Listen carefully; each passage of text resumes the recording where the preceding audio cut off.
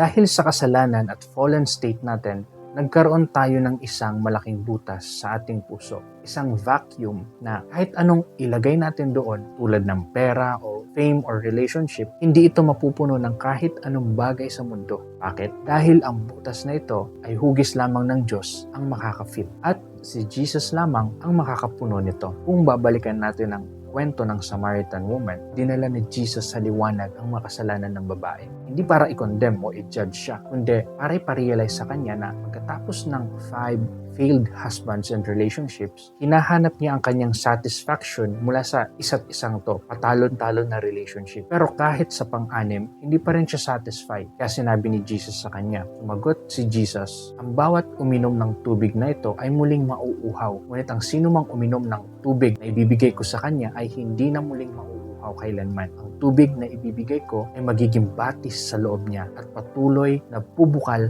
at magbibigay sa kanya ng buhay na walang hanggan. Pinakita ni Jesus dito na ang mga bagay sa mundong ito, mga relasyon, material na bagay at iba pa ay hindi makakasapat. Tanging siya lamang ang makakapagbigay ng tubig na buhay or the living water. Isang bagay na magbibigay ng tunay na kasiyahan at buhay na walang hanggan. Ang void sa ating puso ay si Jesus lang ang makakapuno. Sabi nga sa kanta na Graves into Garden, oh, I searched the world and it couldn't fill me.